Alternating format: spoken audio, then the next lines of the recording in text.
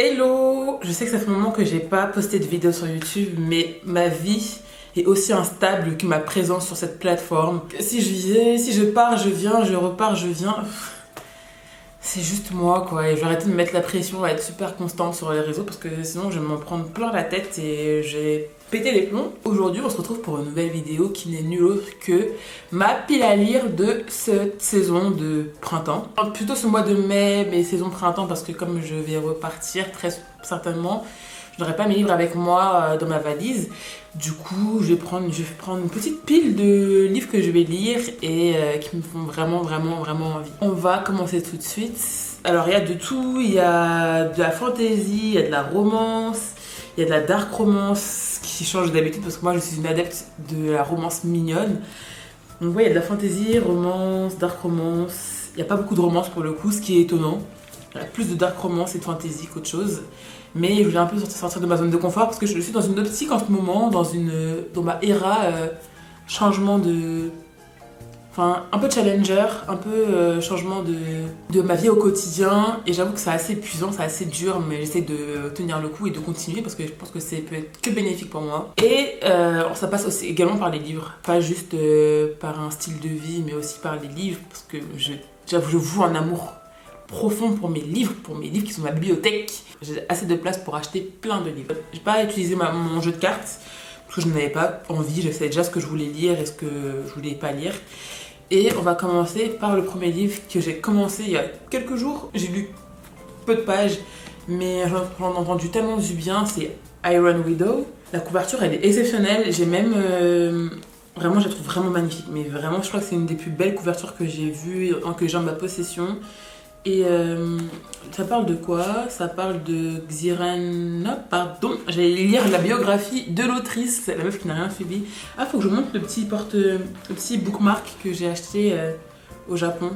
Il est trop mignon, trop mimi, j'aime trop. Les frontières d'Huaxia sont défendues par les chrysalides, gigantesques machines pilotées par les énergies psychiques, combinées d'un homme et de sa concubine. Waouh!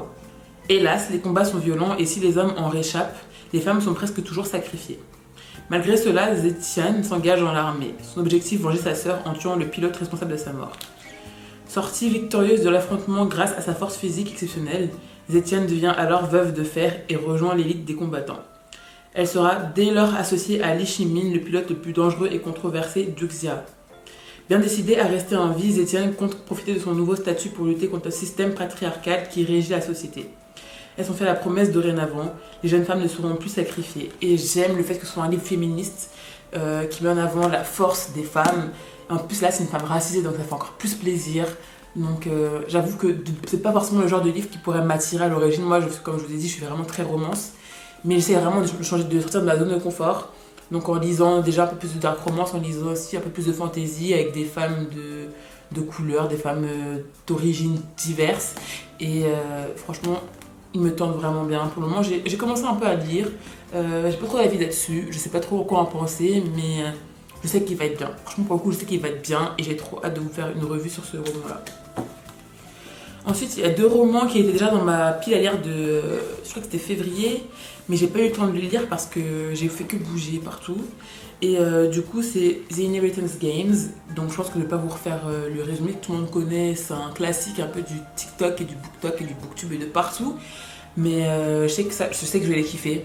Donc ça aussi, je suis un peu en mode j'attends. Parce qu'en fait, si je le lis, et ben je vais être à fond.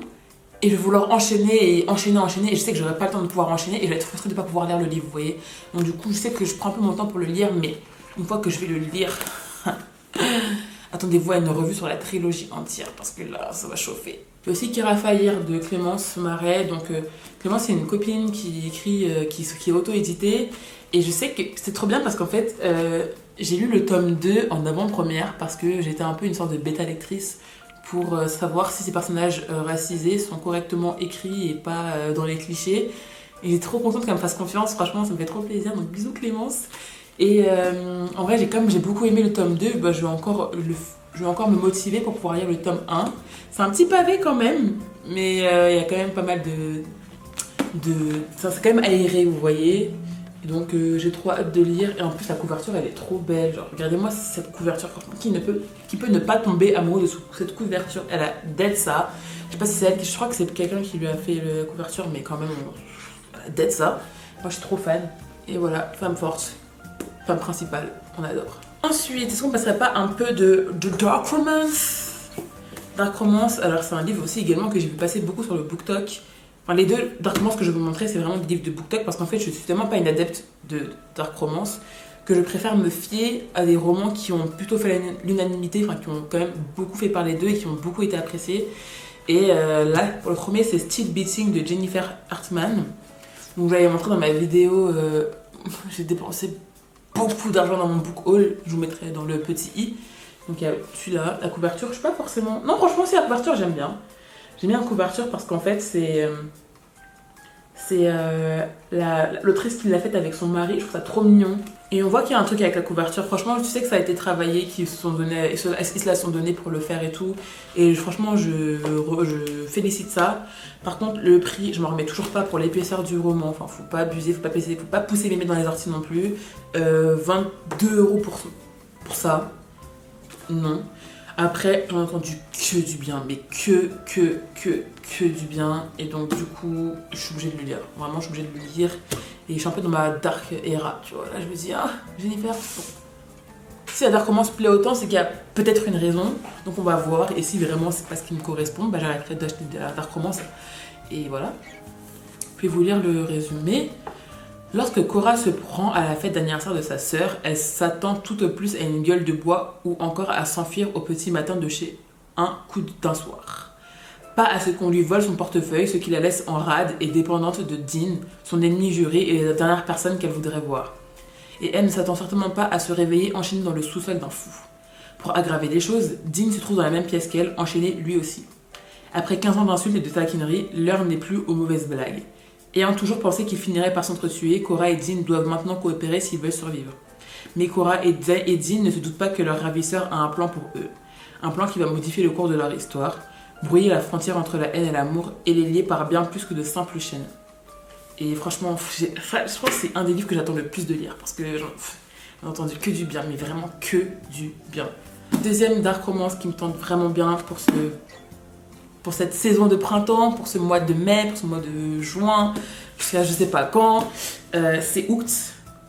Donc c'est une série, la série Never After de Emily McIntyre.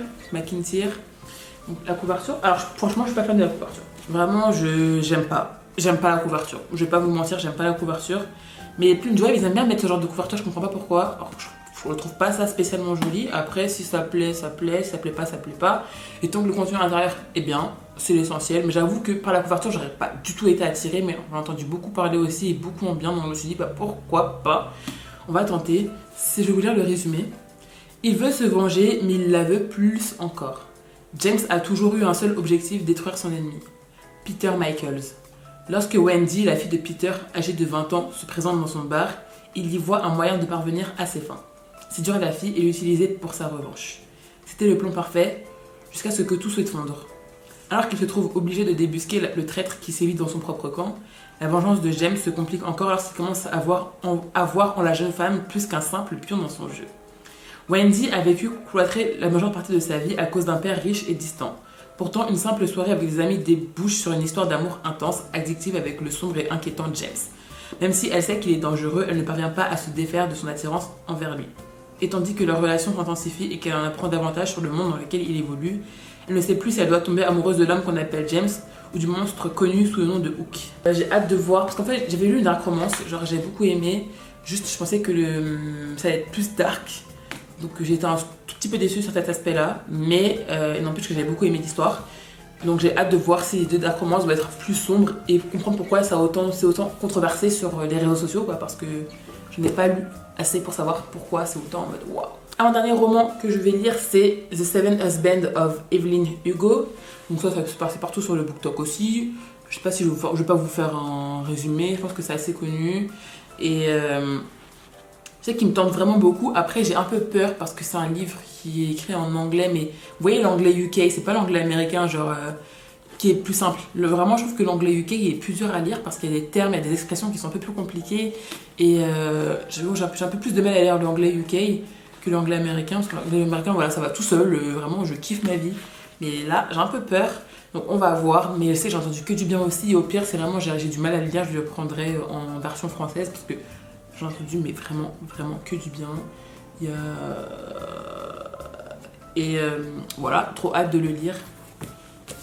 Et pour finir, c'est le tome 3 de Nos jours brûlés. Et si vous savez comment je l'attends depuis... Si vous me connaissez, si vous me suivez sur Instagram, ce que vous ne faites pas probablement, vous connaissez mon amour pour Laura. Laura Nsaf. Et je l'aime. C'est mon autrice préférée. Et franchement, je n'avais pas d'autrice préférée avant 2024. Mais elle a fait une remontada. Elle a pris le place de classement. Elle est arrivée au top 1. Non, franchement, sa plume, elle est exceptionnelle. Ses combats sont exceptionnels. Je l'aime trop. Vraiment, je l'aime trop. Et pour le coup, j'avais gagné ces romans à un concours.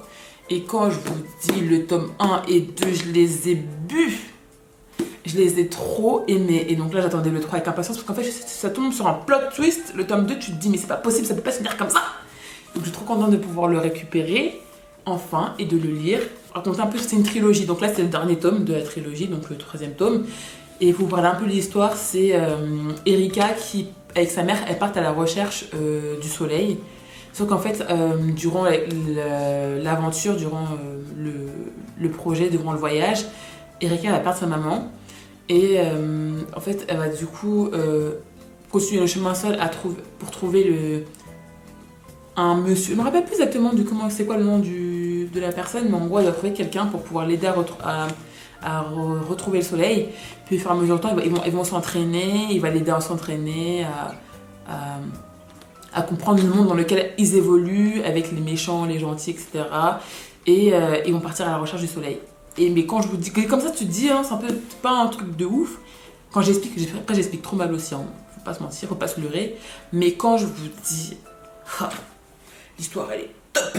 Donc vraiment c'est du sucre. C'est du sucre dans du thé amer. Et c'est trop bien. Et j'aime trop. Vraiment j'aime trop. Et j'ai trop hâte de vous faire aussi une revue sur ce roman-là. Je vais pas essayer de me spoiler parce que voilà, j'aime trop. Mais j'ai juste une hâte, c'est de pouvoir le lire. Parce que si vous saviez la plume de Laura, vous n'êtes pas prêt. En plus, c'est une personnage mort. Regardez-moi. Mais toutes les couvertures des 3 romans, elles sont toutes exceptionnelles. Vraiment, elles sont toutes belles les couvertures. Là, je trouve que c'est même pas... elle est trop belle. Elle est incroyable, mais je trouve que la plus belle, c'est la couverture du tome 2. Mais ça se voit, ils se sont donnés sur les couvertures et elles méritent parce que vraiment, les couvertures sont aussi belles que l'intérieur du roman. Donc voilà comment je vends ce roman parce que j'aime trop Laura. Donc voilà, j'ai fait ma petite pile à lire de printemps, de mai, juin, juillet, août, septembre. Je sais pas quand est-ce que je ferai une autre pile à lire, mais j'aime bien ma petite pile. Vraiment, j'aime bien ma petite pile, regardez-moi ça. Moi j'aime ce que je vois. Donc n'hésitez pas à me dire en commentaire quels sont vos livres que vous allez lire ce mois-ci ou pour la saison de printemps. Là, je suis un peu dans une ère dark. En le printemps, tu te dis, ouais, c'est quelque chose de sympa, quelque chose de petit, un peu jovial, un peu de... tu vois, un peu une petite romance sympa. Non. Moi, je pars sur des grosses dark romances, des grosses fantaisies féministes, avec le combat des femmes. Non, moi, j'ai rien compris au principe du printemps. Mais c'est pas grave, ça me plaît. J'aime ma petite pile à lire.